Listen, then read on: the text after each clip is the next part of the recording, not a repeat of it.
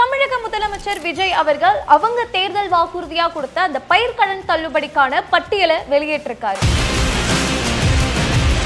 ஆனா இந்த பயிர்க்கடன் தள்ளுபடி எல்லாருக்கும் கிடையாது. யாருக்கு கிடைக்கும், எப்ப கிடைக்கும், எப்பத்திலிருந்து கிடைக்கும் அப்படின்ற பல கேள்விகளுக்கான பதிலா இந்த ஒரு வீடியோ இருக்க போது. நீங்க ஒரு விவசாயியா இருக்கீங்க, இந்த பயிர்க்கடன் நீங்க வாங்கியிருக்கீங்க அப்படின்னா கண்டிப்பா இந்த வீடியோ உங்களுக்கு ரொம்பவே இன்ஃபர்மேட்டிவா இருக்கும். அதனால இந்த வீடியோவை கடைசி வரைக்கும் ஸ்கிப் பண்ணாம பாருங்க. குத்தகை விவசாயிகள் மற்றும் விவசாய தொழிலாளர்களுக்கு நேரடியாக ஆண்டுக்கு ரூபாய் 10,000 100% பயிர் காப்பீடு. பாஸ்வானா தமிழ் நேயர்களுக்கு வணக்கம். நான் மதுமிதா.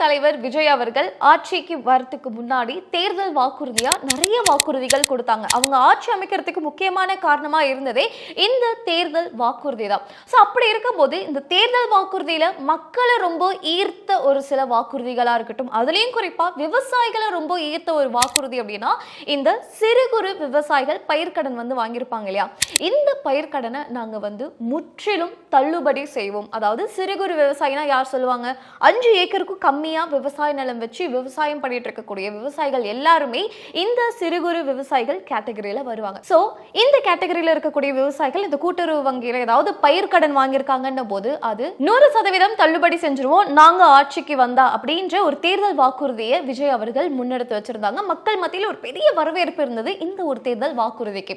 சோ அப்படி இருக்கும்போது டிவிகே ஜெயிச்சாச்சு, ஆட்சியும் அமைச்சாச்சு, விஜய் அவர்கள் முதலமைச்சரா ஆயிட்டாங்க.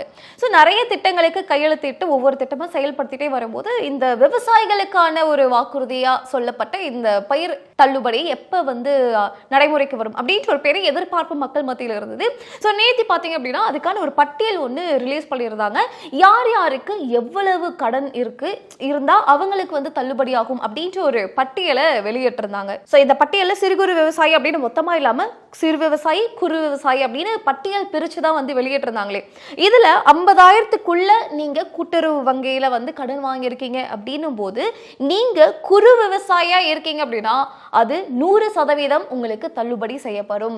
அதாவது அந்த 50,000 நீங்க கட்டவே வேணாம். அதுவே நீங்க சிறு விவசாயியா இருக்கீங்கன்னும் போது 50% உங்களுக்கு தள்ளுபடி செய்யப்படும் அப்படின்னு சொல்லியிருந்தாங்க. அப்ப 50,000த்துல 50% அப்படின்னும் போது 25,000 நீங்க கட்டுற மாதிரி இருக்கும். மீதி இருக்கக்கூடிய அந்த 25,000 அரசாங்கம் உங்களுடைய சார்பில் கட்டுவாங்க. ஓகே, இது 50,000க்குள்ள நீங்க கடன் வாங்கிருந்தீங்க அப்படின்னா இந்த ஒரு லிமிட் உங்களுக்கு இருக்கும். அதுவே நீங்க 50,001 ரூபாயில இருந்து 60,000 வரைக்கும் நீங்க கடன் வாங்கியிருக்கீங்க அப்படின்ற பட்சத்துல உங்களுடைய தள்ளுபடி எவ்வளவா இருக்கும் அப்படின்னு பாத்தீங்கன்னா குறு விவசாயிகளுக்கு 40,000ம் சிறு விவசாயிகளுக்கு 20,000 தள்ளுபடி செய்யப்படும் அப்படின்னு சொல்லியிருந்தாங்க. அதே மாதிரி 60,001 ரூபாயில இருந்து 70,000க்குள்ள உங்களுடைய கடன் தொகையானது இருக்கு அப்படின்ற பட்சத்துல நீங்க குறு விவசாயியா இருக்கிற பட்சத்துல உங்களுக்கு 30,000 வரைக்கும் தள்ளுபடி செஞ்சிருவோம்.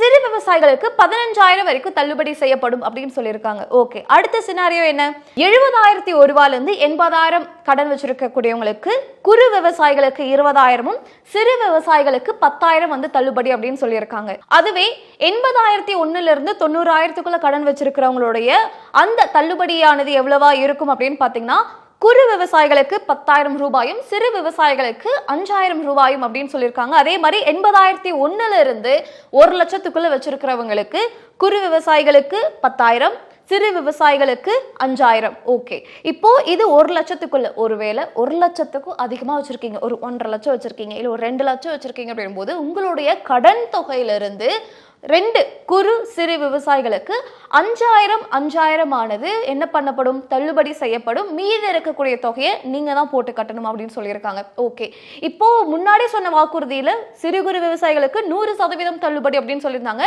மற்ற விவசாயிகளுக்கு, அதாவது 5 ஏக்கருக்கு மேல வச்சிருக்கக்கூடிய விவசாயிகளுக்கு ஒரு குறிப்பிட்ட பெர்சன்டேஜ் நாங்க நிர்ணயம் செய்வோம், அந்த பெர்சன்டேஜ்ல இருந்து உங்களுக்கு டிஸ்கவுண்ட் பண்ணப்படும் அப்படின்னு சொல்லியிருந்தாங்க இல்லையா. சோ இப்போ இதுல என்ன சொல்லியிருக்காங்க அப்படின்னு பாத்தீங்கன்னா இந்த 5 ஏக்கருக்கு மேல வச்சிருக்கக்கூடிய மற்ற விவசாயிகளுக்கு அவங்களுடைய கடன் தொகையில இருந்து 5,000 தள்ளுபடி செய்யப்படும் அப்படின்ற ஒரு விஷயத்தையுமே சொல்லியிருக்காங்க. ஆனா இந்த தள்ளுபடி எல்லாருக்கும் கிடைக்குமா அப்படின்னு கேட்டீங்கன்னா கண்டிப்பா கிடையாது. ஏன் சொல்றேன் அப்படின்னா இவங்க ஒரு டேட், ஒரு பீரியட் ஆஃப் டைம் ஒன்று கொடுத்துருக்காங்க. இதுக்குள்ள கூட்டுறவு வங்கியில நீங்க கடன் வாங்கியிருக்கீங்க அப்படின்னா மட்டும்தான் உங்களுக்கு இந்த கடனானது பயிர்க்கடனானது தள்ளுபடி செய்யப்படும் அப்படின்னு சொல்லியிருக்காங்க.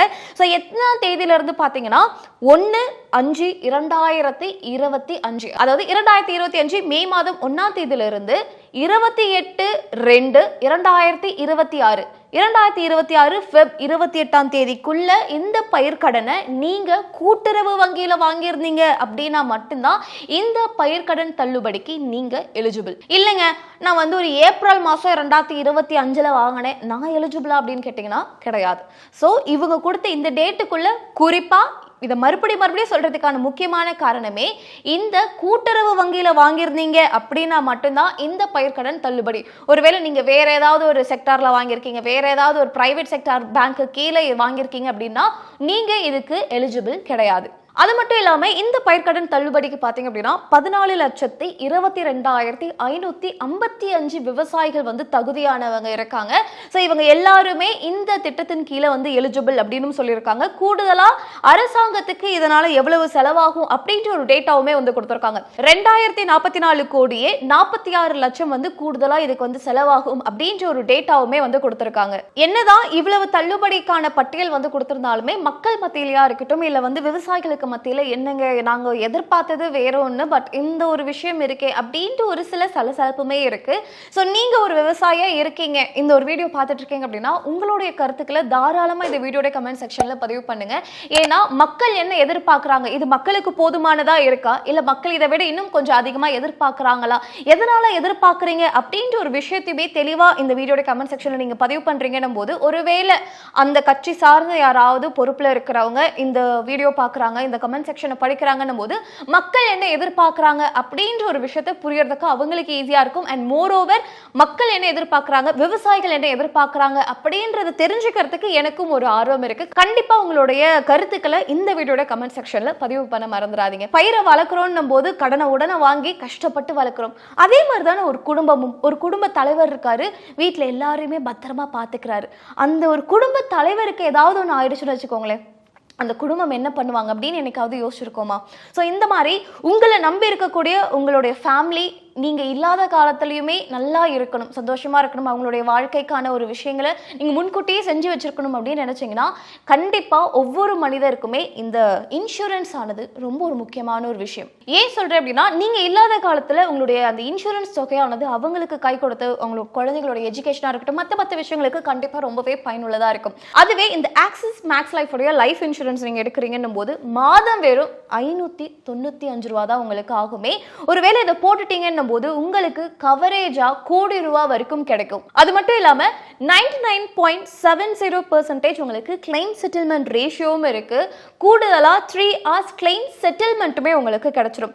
அதுவே இப்ப நீங்க எடுக்கிறீங்க அப்படின்னும் போது 15% உங்களுக்கு டிஸ்கவுண்ட்டும் கிடைக்கும். ஸோ நினைச்சு பாருங்க, ஒருவேளை நீங்க உங்க ஃபேமிலியை வந்து கன்சிடர் பண்ணி உங்களுக்கான ஒரு இன்சூரன்ஸை நீங்க எடுக்கணும், அதுலயும் குறிப்பா ஆக்சிஸ் மேக்ஸ் லைஃபோட இன்சூரன்ஸ் நீங்க எடுக்கணும் அப்படின்னு நினைக்கிறீங்கன்னா இந்த வீடியோ டிஸ்கிரிப்ஷன்ல இதுக்கான லிங்க் இருக்கு, அதை கிளிக் பண்ணி நீங்க தாராளமா எடுத்துக்கலாம். இந்த ரீசன்ட் டைம்ஸ்ல வந்து பாத்தீங்க அப்படின்னா இந்த பெண்கள் சேஃப்டி அப்படின்றது ஒரு பெரிய கேள்விக்குறியா இருக்கா, இல்ல நிறைய இடங்கள்ல ரொம்ப அஜாக்கிரதையா இருக்குமா அப்படின்னு தெரியல.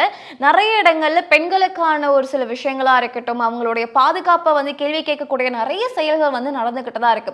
ஸோ இதெல்லாம் நாங்க ஆட்சிக்கு வந்தா இருக்காது அப்படின்ற ஒரு விஷயத்துல வந்து சிங்கப்பெண் சிறப்பு படை வந்து நாங்க அமைப்போம் அப்படின்ற ஒரு வாக்குறுதியுமே வந்து விஜய் அவர்கள் சொல்லியிருந்தாங்க. இவங்க பதவி இருக்கும் போது போட்ட 2வது கையெழுத்து இந்த சிங்கப்பெண் சிறப்பு படைக்கு தான். ஸோ அப்படி இருக்கும்போது இந்த சிறப்பு படை எப்போ நடைமுறைக்கு வரும் அப்படின்ற ஒரு கேள்வி மக்கள் மத்தியில் இருந்தது. ஏன் இது அப்படின்னா, மெயினாக பெண்களுடைய பாதுகாப்பை மேம்படுத்தணும், பெண்களுக்கு எங்கேயாவது ஒரு ஆபத்து இருக்கு அப்படின்னும் போது அங்கே நாங்கள் விரைந்து செயல்படுவோம். செயல்படுறது மட்டும் இல்லாமல் அதுக்கான ஒரு சொல்யூஷனை முடிஞ்ச வரைக்கும் ரொம்ப சீக்கிரமாக கொடுக்கறதுக்கான எல்லா வேலையுமே இந்த சிங்கப்பெண் சிறப்பு படையானது வந்து பண்ணும் அப்படின்ற ஒரு விஷயத்த வந்து சொல்லியிருந்தாங்க.